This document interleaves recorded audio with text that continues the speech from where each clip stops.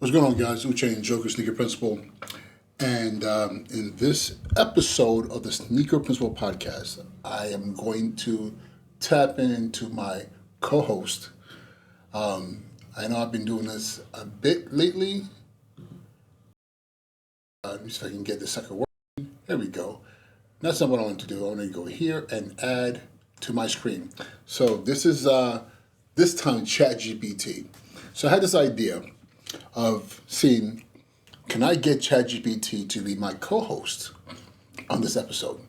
The thing with ChatGPT, there's a limited number of times you can use it as far as credits to use the pro version of the actual dialogue tool or feature in ChatGPT versus Perplexity. I know there's a limited Perplexity. I just haven't reached it yet. But so what I'm going to do is this. I'm going to have a conversation about how to handle conflict in the workspace, especially within the school building. I know this is not an AI-specific topic, but it's something that's been weighing on my mind today that I want to see what AI or ChatGPT in this case has to say about it. So let me go ahead and I'm going to go over here, and what I'm going to do is I'm going to go ahead and activate. Here we go. Hello, how you doing?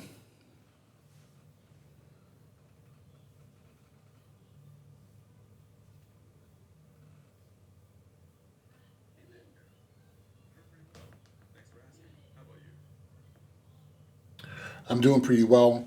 I am actually hosting an episode of the Sneaker Principal podcast right now, and I'd like for you to be my co-host. And I have a couple of questions I want to ask you about how to handle conflict in the workspace, specifically schools. Absolutely. I'd be happy to jump in as your co-host. Just go ahead and hit me with your questions whenever you're ready, and let's talk about navigating conflict in schools.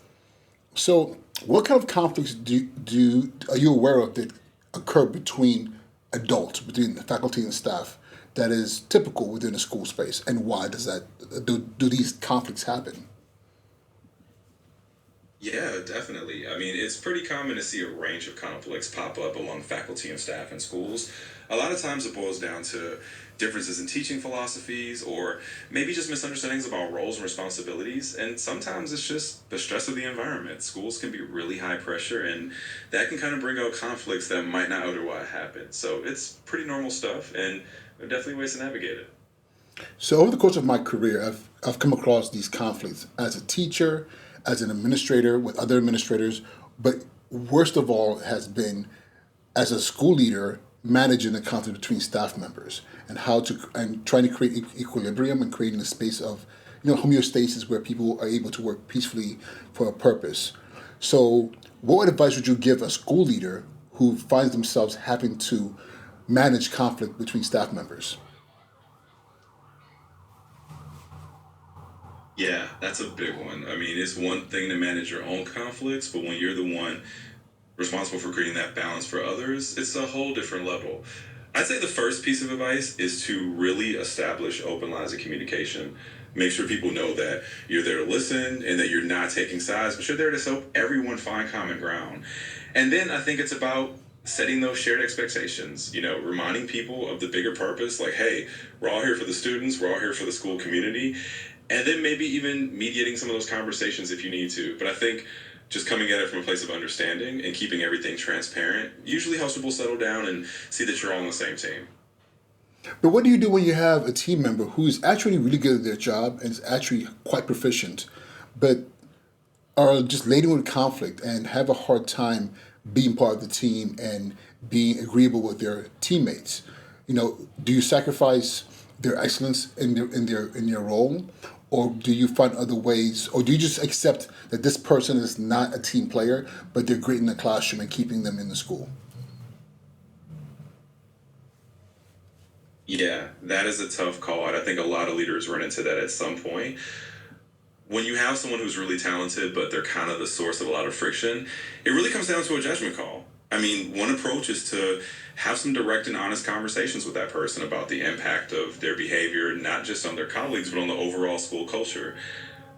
sometimes people don't realize the ripple effect they have. And if they're willing to adjust, that can be a win-win. But if it's a pattern that doesn't change, then you might have to weigh the pros and cons. Is their excellence in the classroom worth the cost to team morale?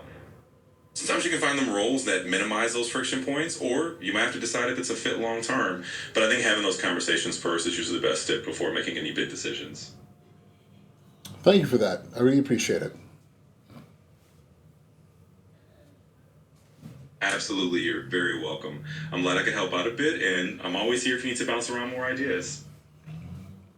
So in the previous episode, I talked about how sometimes it's just insane how artificial intelligence, especially when you get to these features where you can actually verbally engage in conversation with the platform and be able to actually share, like, this is what's happening, how do I handle this, which I didn't do this time. I just asked general questions about it. And the fact that this is not something I fed it, this is a new conversation, there's no background, it was just a general, hey, this is what I'm doing, and what types of conflicts do they exist? What happens when you face this kind of conflict? Again, its ability to search the vast space of the internet and wherever its body of knowledge is and be able to give you a response back. And the crazy thing about it is the response is not robotic. It's not saying conflict is this, and if you do this, it should be this. It's giving you a response that flows like an actual human conversation. And in some portions of what it's saying, you can see kind of like emotional reflection, where it's showing empathy and saying, "Oh, that's a tough one," and the tone of the voice changes. So it's funny because today, I was talking to someone today about the power of AI when it comes to the ability to utilize AI in spaces and classrooms where you want to multiply the teacher. The teacher can't be there for every single student at the same time, but maybe being able to allow students who's been taught on how to utilize AI in certain capacities to engage it. It might be a student who's an English language learner, or it might be a student who might have a learning disability. Helping them, to know how to use AI in this fashion of being able to have a dialogue, explain concepts to them, and to that nature. In today's example, I showed someone how when there's language barriers, I was able to tell AI, I need you to be a translator for me. Actually, I'll give an example right now. Can you do one more thing for me? Right now, I need you to translate what I'm saying into Spanish for my Spanish audience. Can you do that? Claro que sí. Apart from now, I'll translate everything you say to L'Español for your audience.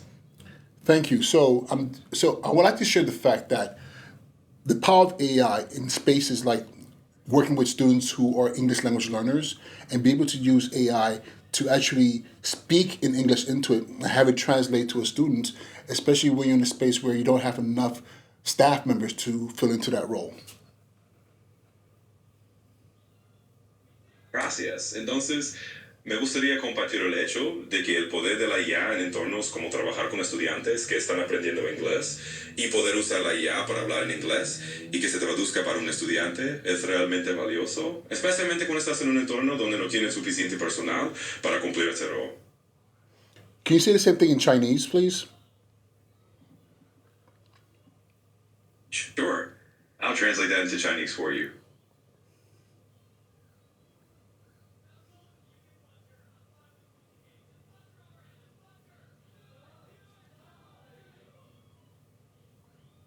It's probably thinking. I think it's thinking.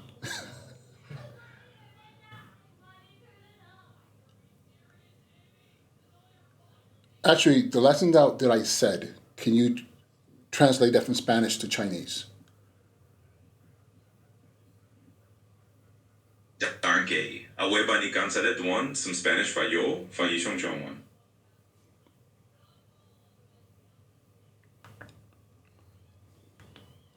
So again, one thing that I'm learning about using these platforms is junk in, junk out. So I believe what's happening right now is that I didn't tell it to say the next thing I was going to say.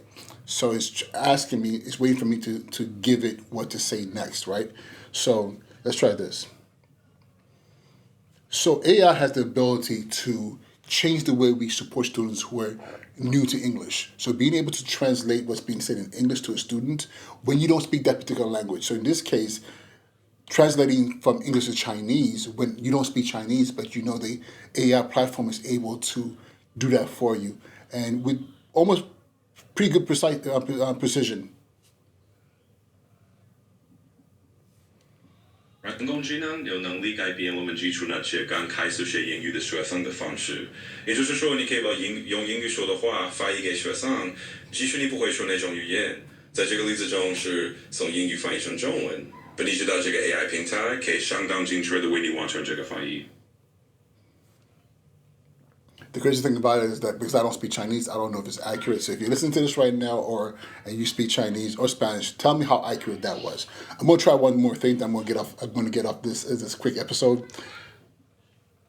Can you translate into the Igbo language of Eastern Nigeria? Absolutely. I'll translate that into Igbo for you. So AI has the ability to allow people who may not have the resources of having the full gamut of an education that is fully staffed to be able to support children when they're new to a particular language.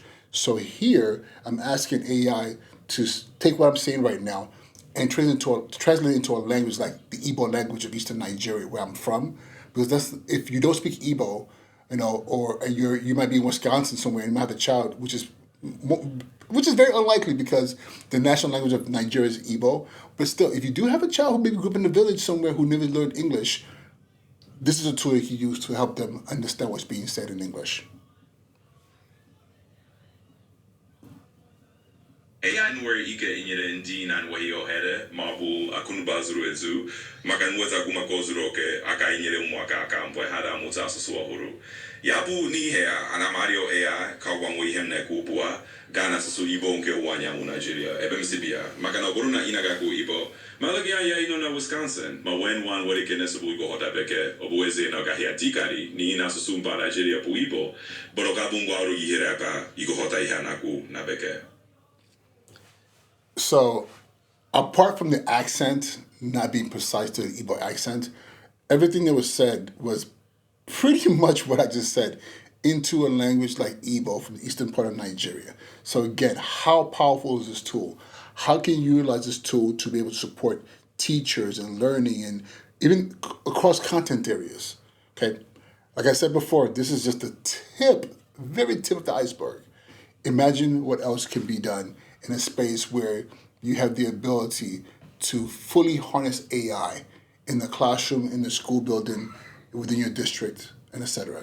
All right, y'all, Uche and Njoku, thank you for your time, and until next time, be well.